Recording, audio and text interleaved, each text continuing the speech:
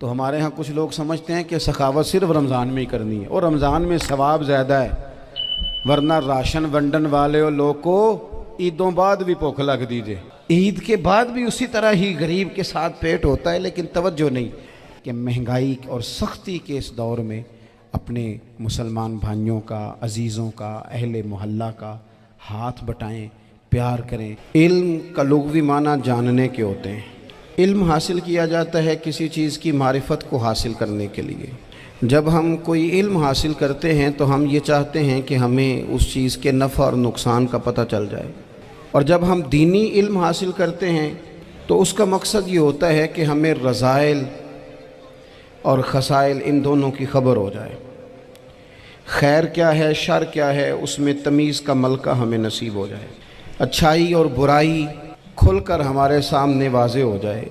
ये मकसूद होता है इल्म से। इल्म से, तालीम से मकसद ज़्यादा बातें करना नहीं होता। एक आदमी बहुत ज़्यादा बातें करता है तो शायद बड़ा आलिम है, एक शख्स बहुत ज़्यादा गुफ्तगू करता है तो उसके पास मालूमात ज़्यादा, ऐसा नहीं। बल्कि हज़रत अब्दुल्लाह इब्न मसूद रदी अल्लाह तआला अन्हु से जब किसी ने पूछा था कि बड़ा आलिम कौन होता है, तो आप फरमाने लगे जो रब से ज़्यादा डरे वो बड़ा आलिम है। और दलील उन्होंने ये दी कि अल्लाह करीम ने कुरान मजीद में फ़रमाया है कि इन्नमा यख्शल्लाह मिन इबादिहिल उलमा, अल्लाह के बंदों में से जो आलिम हैं वो रब से डरते हैं। तो दीनी तालीम, उसकी मालूमात हासिल करने की कोशिश करें, सही करें। कुरान मजीद की एक आया करीमा का कुछ हिस्सा जो मैंने तिलावत किया, उसमें अल्लाह करीम ने फ़रमाया अपने महबूब से, कहा वकुर रब्बि ज़िदनी इल्मा, ए महबूब आप मेरी बारगाह में ये दुआ मांगें, आप ये अर्ज़ करें कि ए रब मेरे इल्म में इजाफ़ा कर दे, ए मालिक मेरे इल्म में इजाफ़ा कर दे। बहुत सारी चीज़ें ऐसी होती हैं जिनकी ज़्यादती ठीक नहीं होती, वो ज़्यादा हो जाए तो नुकसान करती हैं। लेकिन इल्म एक ऐसी चीज़ है कि जिसके बारे में रब करीम ने कहा कि महबूब आप दुआ मांगें कि आपको ज़्यादा इल्म दिया जाए। और फिर इल्म एक ऐसी चीज़ है कि कोई भी आदमी ये दावा ना करे कि मैंने अब बड़ा हासिल कर लिया है, मेरी अब तकमील हो गई है, मैं अब मुकम्मल हो गया हूँ। जिनको अल्लाह ने गैब के ख़जानों की कुंजियाँ दी हैं ना, उनसे भी रब करीम ने कहा है कि महबूब आप दुआ करें कि मालिक मेरे इल्म में इजाफ़ा कर दे।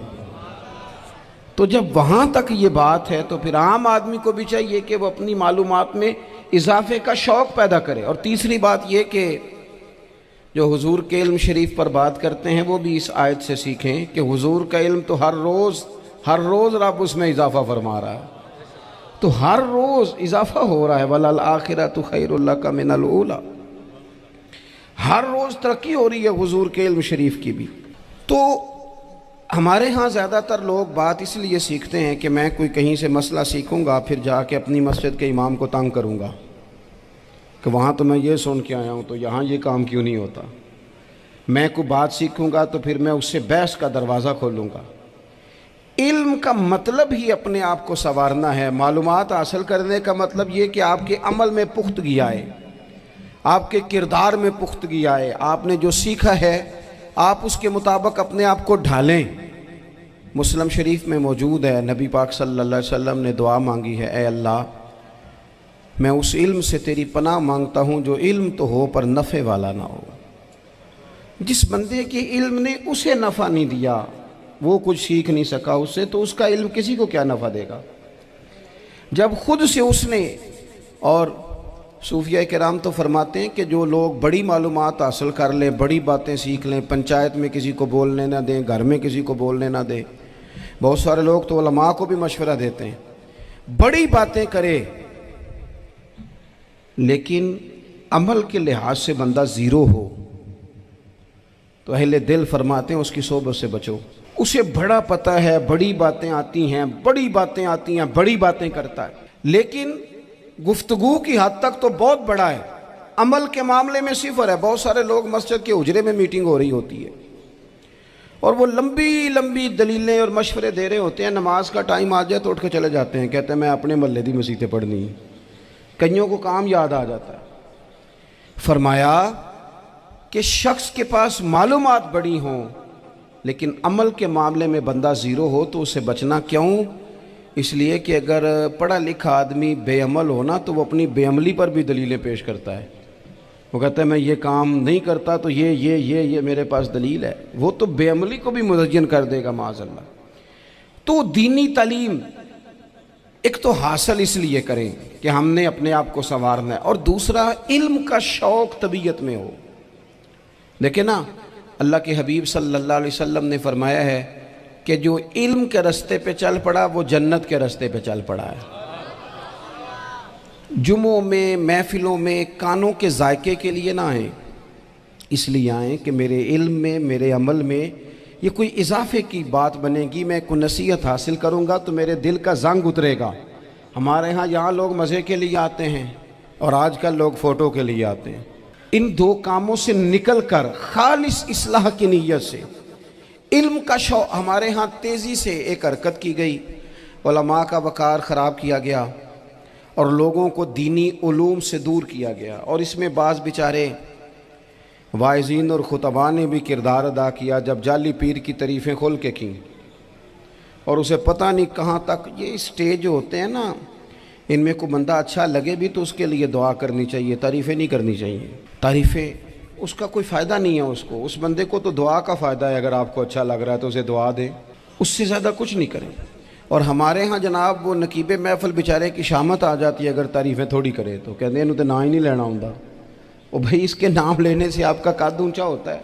तो इल्म और आलिम, इन दोनों चीज़ों से कौम को दूर किया गया। दीनी तालीमात का फुकदान है। जो मैट्रिक तक लोग 60-70 किताबें पढ़ जाते हैं उन्हें भी कुरान पाक ठीक से नहीं पढ़ना आता, दूर किया गया। आप मुझे बताइए, चलें एक मस्जिद ही आप देख लें, उस मस्जिद के अंदर अगर एक तरफ एक आलिम दीन मिशकात शरीफ खोल के बैठे हों, हदीस पाक का दर्स हो रहा है, या बाहर शरीयत खोल के बैठे हैं, फ़िकी मसाइल बयान किए, और उसी मस्जिद में एक बाबा जी जुब्बा पहन के तगड़ा सा बड़ी सी पगड़ी बांध के और 500 दाने वाली तस्बीह लेके बैठे हैं। अब एक बंदा अंदर आता है तो वो किधर जाएगा, आलिम की तरफ के बाबा जी की तरफ? वो क्यों जा रहा है भला बाबा जी की तरफ? वो इसलिए कि हमने उसे ये बताया ही नहीं कि जिस तरह सुभान अल्लाह सुभान अल्लाह सुभान अल्लाह पढ़ना इबादत है ना, इसी तरह दाराबा पढ़ना भी इबादत है। उसे हमने बताया नहीं कि जब तक इल्म के रास्ते में रहना भी इबादत है, जब तक उसे ये समझ नहीं ना आएगी कि जिस तरह वज़ाइफ की किताब पढ़ना इबादत है, इसी तरह मिशकात शरीफ पढ़ना भी इबादत है, हदीस बुखारी का दर्स लेना भी इबादत है, मुस्लिम शरीफ की अहादीस पर अपने असातिज़ा से बैठकर दुरूस पाना भी इबादत। जब तक ये पूरा मिजाज देखे ना, नबी पाक सल्लल्लाहु अलैहि वसल्लम ने फरमाया रात की एक घड़ी भर दीन सीख लेना सारी रात नफल पढ़ने से बेहतर है। अब हमें समझना चाहिए कि किताब पढ़ के भी बंदा रब रसूल तक पहुंच सकता है। किताब व सुन्नत रास्ता आसान करते हैं, लेकिन हमारे यहाँ क्या मिजाज दिया गया है, बाबा जी के पास चलो, ज़रूर जाएं बाबा जी अगर नेक हैं तो मना कोई नहीं कर रहा, लेकिन जो सोच हमें हुजूर ने दी है हमने उसी की सोच के मुताबिक अपने मामलात को तरतीब देना है ना। अब एक बात मैंने आपसे पूछी और आपने कहा कौम सारी बाबा जी की तरफ जाएगी। हदीस पाक किस तरह है, अल्लाह के महबूब मस्जिद शरीफ में तशरीफ़ लाए, दोनों जानिब लोगों के हलके बने हुए हैं, लोग बैठे हुए हैं, एक हलके में लोग अल्लाह की याद कर रहे हैं, जिक्र हो रहा है, एक हलके में बैठ के एक आलिम किताब व सुन्नत का दर्स दे रहे हैं, एक सियाबी और बाकी सुन रहे हैं। ख़ास तवज्जो करें नौजवान मेरी बात पर, रसूल करीम सल्लल्लाहु अलैहि वसल्लम दोनों के बीच खड़े हो गए और करीम ने फरमाया दोनों महफिलें खैर की हैं, दोनों ही हलके खैर के हैं। और फिर हुजूर फरमाने लगे मुझे चूँकि रब ने उस्ताद बना के भेजा है, मैं चूँकि मुअल्लिम बन के आया हूँ, यतलु अलैकुम आयातिना व युज़क्कीकुम, मैं चूँकि किताब व सुन्नत की तालीम के लिए आया हूँ। ये लफ्ज़ कहते कहते हुजूर उस जमात में बैठ गए जो दीन पढ़ और पढ़ा रही थी। हुजूर वहाँ बैठे जहाँ बात दीन की हो रही, जहाँ लोगों को अल्लाह रसूल की बात बताई जा रही।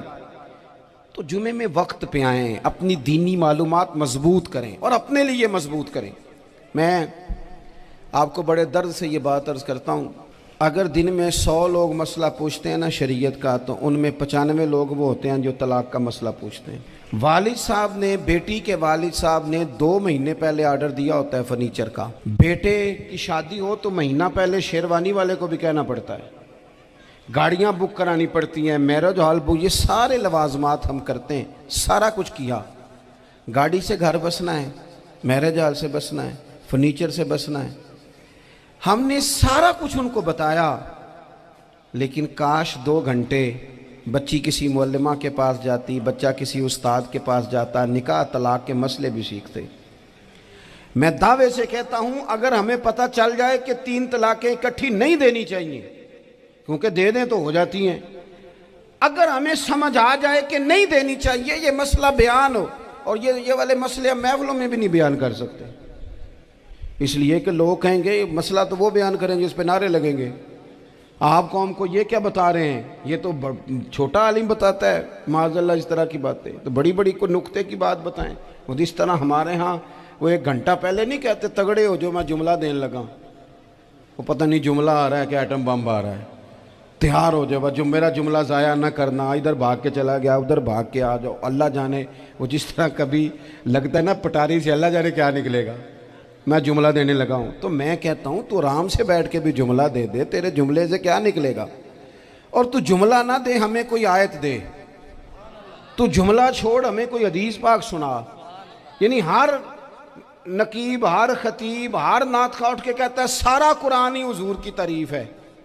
और भाई अगर सारा कुरान हुजूर की तारीफ है तो चंद आयतें पढ़ दे फिर तू भी, तूने पढ़ी तो एक भी नहीं और तू कहता जा रहा है सारा कुरान ही हुजूर की तारीफ है। ये वाली तारीफ भी तो सुनाना कौम को, जो ये बच्चे इनके उस्ताद इन्हें सिखा रहे हैं और ये सीख रहे हैं, इस तरफ भी तो सफ़र करें। तो मेरे अजीज, अगर लोगों को मसाइल का पता चले तो सैकड़ों घर बच जाएं तबाह होने से, बड़े बड़े घर बच जाएं, लेकिन मसाइल नहीं आते। मेरे पास मसला पूछने के लिए कुछ लोग आ गए, तो 4-5 साल का बच्चा भी था जिसके वालिद ने गुस्से में अपनी बीवी को 3 तलाकें दी थी। तो छोटा सा बच्चा, कपड़े भी फटे पुराने, और हालत बता रही थी कि गरीबी है। तो जब मैंने मसला बताया कि 3 तलाकें हो गई हैं तो वापस जाने लगे, तो बच्चा मुझसे कहता है, देहाती आदमी, तो कहने लगा मौलवी साहब मेरी अम्मा ते नानी कहनी असन पूछ के आई आप कि हुण असी लहदा लहदा ही रहना है। तो उस बच्चे की नौनिहाल की वो कैफियत देखी तो मैं रो पड़ा। मैंने कहा यार ये बच्चा बेचारा माँ बाप के होते हुए ये यतीमों जैसी ज़िंदगी गुजारेगा, क्योंकि बाप ने तलाक दे दी। किस तरह मसाइल नहीं बताए लोगों को, तालीम से आगाही नहीं किया। और इसमें बहुत बड़ा जुल्म है उन लोगों का भी जो जनाजे पे खड़े होके तो कह देते हैं, मेरी तरह के लोग अच्छे उलमा की बात नहीं करता, वो कह देते हैं देखो जी लोगों को जनाजा नहीं आता। भैया आपने किस दिन इशा के बाद क्लास लगाई थी जनाजा सिखाने की? ये तो आपने कह दिया लोगों को कुरान जी ठीक नहीं आता, तो यहाँ तो बेचारी बीबियाँ जिनको सही पढ़ना नहीं आता वो मिशन बना लेती हैं कि मैंने इतने 100 को कुरान पाक पढ़ाना है, बेवा हो गई हूँ, तलाक याफ्ता हो गई हूँ, सारी ज़िंदगी कुरान पढ़ाऊँगी। हम क्यों ये मिशन नहीं बनाते, क्यों इस तरफ सफ़र नहीं करते? एक तो दीनी मालूमात में, दीनी उलूम में अपने आप को लगाएं और ज़ौक़ पैदा करें कि जो चीज़ें मुझे नहीं आती मैंने वो सीखनी है, जो मामलात मुझे नहीं आते मैंने उनकी तरफ सफ़र करना है। एक तो अपना ये मिजाज बनाएं। और जब आप दीनी उलूम सीखते हैं तो पता है कौन सा मंज़र कायम होता है? मंज़र वो बनता है कि हज़रत अबू हुरैरा भी दीन सीखा करते थे, हज़रत अब्दुल्ला इब्न उमर भी असहाबे सुफ़ा में रहा करते थे, हज़रत अनस बिन मालिक भी रहा करते थे। और ऐसा मंज़र बनता है कि हज़रत सैयदा खतीजतुल कुबरा रज़ी अल्लाह तआला अन्हा फरमाती हैं, सैयदा फ़ातिमा हुजूर की गोद में बैठी होती थी और नबी पाक से बातें पूछती थी और हुजूर उन्हें बता रहे होते थे। सैयदा आयशा हुजूर से दीन की बातें पूछती। चौथा हिस्सा हमारी फ़िक़्ह के उसूल हज़रत फ़ातिमा की, हज़रत आयशा सिद्दीक़ा की मरवियात पर मबनी है। अगर हमारी बच्चियाँ छोड़ दें डाइजेस्ट पढ़ना, छोड़ दें इधर उधर की मूवी देखना और वो किताबों सुन्नत पर आ जाएं, तो बहुत सारे मसाइल ऐसे हैं जो उलझने से पहले ही सुलझे हुए हों। दीनी तालीम का मिजाज और ज़ौक़। और दूसरी आयत करीमा मैंने तिलावत की, अल्लाह करीम ने कुरान मजीद में फरमाया, या अय्युहल्लज़ीना आमनू कू अनफुसकुम व अहलीकुम नारा, ऐ ईमान वालों खुद भी दोज़ख की आग से बचो और अपने घर वालों को भी बचाओ। ओ वालिद, वो माँ जो बच्चों को भूख से बचाने के लिए मेहनत करती है, उनको मायूसी से बहुत सारे माँ बाप ऐसे होते हैं जिनके पास कपड़े लेने के पैसे नहीं होते ईद पे। क्यों? अजान शुरू होगी जी। अजीज़ भाई, जिस तरह हम अपने बच्चों को देखें, बहुत सारे माँ बाप के पास गुंजाइश नहीं होती, लेकिन इस नीयत से कि बच्चों के दिल टूट जाएंगे, ईद पे कैसे गुजारा करेंगे, मुश्किल से भी कपड़े ख़रीद के देते। इस तरह हम अपने बच्चों को भूख से, प्यास से, मायूसी से बचाते हैं। इस तरह हमारे रब ने हमारे ज़िम्मे लगाया है कि तुम अपने बच्चों को कोशिश करो दोज़ख की आग से बचाने की।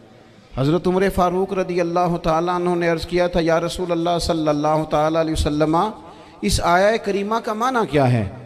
तो महबूब करीम अलैहिस्सलाम ने फरमाया, उमर, जिन चीज़ों का अल्लाह तुम्हें हुक्म देता है तुम अपने घर वालों को उन चीज़ों का हुक्म दो। जिन चीज़ों से रब रसूल तुम्हें मना करते हैं अपने घर वालों को उनसे रोको। अपने घर के अंदर निफाज दीन करने की कोशिश करो। मेरे भाई, बहुत ज़्यादा आजमाइश है हमारे घरों में, बेचैनियाँ हैं, इस्तराब है, बच्चों में सख्ती है, बहन भाई एक दूसरे के साथ लड़ते हैं, मिजाजों में तलखी आ गई। क्यों भला? इसलिए कि माँ बाप को जो बेहतरीन किरदार और जो हसीन तरीका घर में अपनाना चाहिए था, बच्चे तकरीर बाहर से सुनते हैं लेकिन वो फॉलो अपने माँ बाप को करते हैं। अगर माँ बाप में हौसला हो, सब्र हो, इत्मीनान हो, खुददारी हो, थोड़े पर गुजारा करने का मिजाज हो। देखे ना, आज डिप्रेशन है, टेंशन है, पैनिक्स अटैक्स हैं, बड़ी सारी चीज़ें आ गई हैं। क्यों भला? सब्र नहीं, तहम्मुल नहीं, बुर्दबारी नहीं। आजमाए। एक दिन एक बच्चा मेरे पास आ गया मदरसे का और आके वो रोने लगा। मेरे घर वाले कहने लगे खाना छोड़ दें, पहले इसकी बात सुन ले। मैंने कहा पुत्र क्या हुआ? किसी ने मारा है? किसी उस्ताद ने? कहने लगे नहीं हजरत, घर फ़ोन किया था तो मेरी अम्मा और अब्बा की लड़ाई हो रही है। बच्चा कांप रहा है, टांगे कांप रही। मैंने कहा क्या हो क्या गया तुम्हें पुत्र? लड़ाई हो रही है तो घरों में हो ही जाती है। कहने लगे नहीं, आपको पता नहीं, वो बड़ा सख्त लड़ते हैं। मेरे वालिद जब मेरी वालदा को मारने के लिए आगे बढ़ते हैं तो हम सारे चारपाइयों के नीचे छुप जाते हैं। हमें खौफ आता है, वो मंजर ख़तरनाक होता है। ये कौन तकलीफ़ दे रहा है अपने बच्चों को? यहाँ बैठे हमारे यहाँ मीलों दूर रहते थे उसके घर वाले, तो वो तकलीफ़ में था, तो घर में क्या कैफियत होगी? अगर हौसला हो, सब्र हो, कनात हो, अल्लाह के दिए हुए थोड़े रिस्क पर हमें राज़ी रहना आता हो, हमारे घरों में सुकून आए, इत्मीनान आए। हम जो ज़िंदगी बड़ी खुशी खुशी गुजार सकते हैं, हमारे मिजाजों का लालच, हमारी तबीयतों की बेराह रवी, हमारी झूठी अना का बुत, उन सारी चीज़ों को ख़त्म कर देता है। अपनी ज़िंदगी के अंदर अगर हम वो किरदार अपने बच्चों को दें, जिस किरदार में मोबाइल भी हो, जिसमें गाड़ी भी हो, जिसमें पैसे भी ला के अब्बा दराज में रखता हो, लेकिन वालिद का घर में मुसल्ला भी मौजूद हो, उसकी कोई तस्वीर भी हो, वो ये भी कहता हो कि खुदा ने अपने फजल से आज 5,000 दिया है तो इसमें 1,000 गरीबों का भी है, इसमें थोड़ा सा मैंने अल्लाह की रिज़ा के लिए भी रखा है। अगर कोई मुश्किल आ जाए तो वो बाप और माँ को सब्र करता हुआ देखते हो। अगर एक बाप कर बात करे तो दूसरा बर्दाश्त करता हो। खुदारा अपनी औलादों को इस अजियत का शिकार न करो। अपने घरों के अंदर वो खुददारी, वो प्यार, वो वक़ार, वो मोहब्बत, वो अंदाज़। आप थके हुए हैं, कोई शक नहीं, आप बहुत सारे मसाइल का बाहर शिकार होंगे, कोई शक नहीं, लेकिन आप बाहर से थक के आए हैं। और अगर आप बाहर अपनी फैक्ट्री के मालिक हैं और दफ्तर के बड़े हैं तो घर में भी तो आप बड़े हैं ना। आपकी माँ भी तो इंतज़ार कर रही है, उसने भी तो दुखड़ा सुनाना है ना आपको। आप ये देखिए कि आपके बच्चे भी तो इंतज़ार कर रहे हैं, वो चाहते हैं कि अब्बा आके बैठे तो हम उनके सीने पे चढ़ के थोड़ा खेलें। आपकी अहलिया मुंतज़िर हैं। कुछ बातें बीवी किसी और से नहीं कह सकती, सिर्फ अपने शौहर से कहती है, लेकिन वो तो आते ही जलाल में आ गए साहब। वो कहने लगे तू बड़ी नालायक है, मैं थका मांदा आया हूं और तूने मुझे कहानी सुना दी है। वो उस खातून से शिद्दत के साथ पेश आने लगे। मेरे रसूल पाक की हयात नूर को देखो, हज़रत उम्मे ऐमन हुज़ूर की रज़ाई वालदा हैं, उनकी भी खिदमत हो रही है। हज़रत हलीमा सादी आ रही हैं तो खिदमत हो रही है। हज़रत अब्बास हुजूर के चचा हैं तो करीम फरमाते हैं मेरे चचा हैं बाप की जगह पे। हुजूर दोस्त अहबाब सहाबा गुलामों सब के साथ प्यार कर रहे हैं। 9 अज़वाज मुतहरात हैं घर के अंदर। और कैफियत ये है कि हुजूर सिर्फ उनकी ज़रूरतों का ही ख्याल नहीं करते, ख्वाहिशात का ही ख्याल नहीं करते, बल्कि मेरे करीम का तरीका ये है कि कोई बंदा आज बोल क्या रहा है, वो कहाँ खड़ा है, आज उसके जुमले किस तरह के हैं, उसका लहजा किस तरह का हो गया है और उसे ठीक कैसे करना है। महबूब इसका ख्याल फरमाते, तवज्जो करते। मैं कहता हूँ कि हम सबको शौक़ आया है आराम करने का। मैं सुबह 11 बजे से पहले अपने घर से निकल आया था और ये वक्त आ गया है और रात को खुदा जाने किस वक़्त घर पहुंचना है। कई दफ़ा कैफियत ये होती है कि गाड़ी से उतरते हैं तो फिर दिल करता है कि कोई उठा के चलाए ना कभी। इसके बावजूद बहुत सारे लोग नाराज़ रहते हैं कि हमसे मिल के नहीं गए, फ़ोटो नहीं खिंचवा के गए, फलानी जगह चाय नहीं पी के गए। ये तसलसल है। लेकिन मैं जितना मर्ज़ी थका मांदा घर जाऊँगा ना, कभी ऐसा नहीं हुआ कि मैं घर जाऊँ तो बड़ी टेंशन में जाऊँ। मेरी घर वाली एक दिन मुझसे कहने लगी आपने कभी नहीं कहा कि मैं थका हुआ आया। बंदा थक भी तो जाता ही है ना, कभी कहाँ करे ना। मैंने उसे कहा पता क्यों नहीं कहता, इसलिए नहीं कहता कि मैं नहीं चाहता कि मेरे बच्चे ये कहें कि हमने दीन नहीं पढ़ना, हमारा बाप तो बड़ी मुश्किल में है। हम अपने काम के बारे में अपने घर में शिकवे करते हैं। आप किसी बच्चे से पूछ लें कौन सा काम करना है, कहता जो अब्बा जी कर दे रहे वो नहीं करना। क्यों कि अब्बा जी हर रोज़ तो कहते हैं मैं बड़ा उलझ गया हूँ, ये काम बड़ा मुश्किल है। मैं चाहता हूँ कि मैं अपने बच्चों को ये बताऊँ कि पुत्र मैं तो जिधर जाता हूँ फूल ही फूल हैं, मैं तो जिधर से गुज़रता हूँ मोहब्बत ही मोहब्बत है, मैं तो जिधर से देखता हूँ दुआएं ही मिलती हैं, ताकि उनका शौक़ पैदा हो। मेरे अजीज़ आप थोड़ा सा दिल बड़ा करें। अगर आप एक की वजह से पूरा घर सुकून में आ जाता है तो आप दिल बड़ा क्यों नहीं करते। जगह ढूंढते हैं बस मुझे कोई तंग ना करे, कोई मेरी बाप माँ बदौलत को कोई परेशान ना करे। बुखारी शरीफ सुनिए, हज़रत आयशा सिद्दीक़ा रज़ी अल्लाह ताला अन्हा बैठी हैं। हुजूर फरमाने लगे आयशा आज एक बात ना बताऊं तुम्हें। या रसूलल्लाह बताइए। हुजूर फरमाने लगे जब तुम मुझसे नाराज़ होती हो तब भी मुझे पता चल जाता है, और जब राज़ी होती हो फिर भी पता चल जाता है। तो हज़रत सैयदा आयशा सिद्दीक़ा बात सुन के बड़ी खुश हुई। या रसूलल्लाह वो कैसे। हुजूर फरमाने लगे कभी कभी तुम कसम उठाती हो। या रसूलल्लाह हाँ। फरमाया जब होती हो ना राज़ी खुश तो फिर कहती हो मुझे रब्बे मोहम्मद की कसम सल्लल्लाहु अलैहि वसल्लम। फिर तुम मेरे नाम के साथ रब करीम का नाम मिला के कसम उठाती हो, रब्बे मोहम्मद की कसम। या रसूलल्लाह बिल्कुल ऐसे ही है। और फरमाया जब तुम्हारे दिल में कोई बात होती है ना तो फिर तुम कहती हो मुझे रब्बे इब्राहीम अलैहिस्सलाम की कसम, फिर तुम रब्बे मोहम्मद नहीं कहती। ये बुखारी मुस्लिम में मौजूद है। हज़रत आयशा सिद्दीक़ा ने तो बात सुनी तो खिल गई तबीयत, कहने लगी करीम सदके जाऊँ यहाँ तक ख्याल फरमाते हो, किसके जुमले कहाँ पहुँच गए यहाँ तक ख्याल है। फरमाया मुझे पता चल जाता है कि तुम्हारी कैफियत क्या है, कहाँ खड़ी हो। और भाई हम तो अपनी माँ का भी ख्याल नहीं रखते। हमारा बाप कहाँ बेचारा खड़ा है, वो तो इंतज़ार में था कि कोई 10 मिनट मेरे पास बैठेगा, तवज्जो ही नहीं, जज्बात का ख्याल ही नहीं।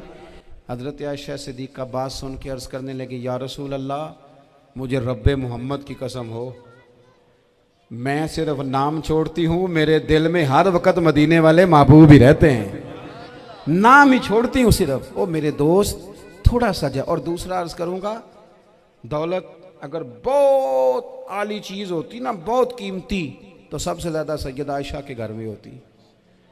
अगर पैसों से ही शौक़ खाता तो पैसे सबसे ज़्यादा हज़रत फ़ातिमा ज़हरा के काशाना नूर में होते। ओ मेरे भाइयों सोना वक्त मोहब्बतों से गुजारा जा सकता है। ओ भाई मैंने तो अपने घर में ये देखा कि मेरे वालिद साहब गर्मी आती तो फरमाते ओ लो भाई तुहानू परवाह नहीं, मैं तुहाडे पड़ोले च दाने पा दिते ने ते तुहाडी माँ ने मर्तबान ने अचार पा दिता है, लो अब तुम्हें कहीं जाने की ज़रूरत नहीं पड़ेगी। इस पे भी वक्त बड़ा अच्छा गुजरता था, इस पे भी टाइम बड़ा अच्छा। 6 खाने खा के बच्चे नखरे कर रहे हैं। मैंने अपने वालिद साहब से एक दिन कहा, मैं क्या अब्बा जी तुहानू पसंद की है? फरमान लगे, पुत्र जे तो लगी होवे भुख फिर तो हर शाही, और अगर भूख ना हो तो फिर नखरे ही नखरे हैं, फिर क्या पसंद होना है? तबीयत नहीं। अपने घरों में, अपने दोस्तों में इत्मीनान पैदा करें, इस तराब से बाहर आएँ। और एक बात और अर्ज़ करनी है, याद रखना, तकरीर बाहर चलती है, घर में नहीं चलती। घर में अमल चलता है। घर जाके आप लेक्चर देना, नमाज पढ़ा करो, नमाज पढ़ा करो, नमाज पढ़ा करो, नमाज पढ़ा करो, तो कोई नहीं पढ़ते घर वाले। आप घर में नमाज खुद शुरू कर दें। नबी पाक सल्लल्लाहु अलैहि वसल्लम ने फरमाया, घरों को कब्रस्तान ना बनाओ, कुछ नफली नमाजें घर में भी पढ़ा करो।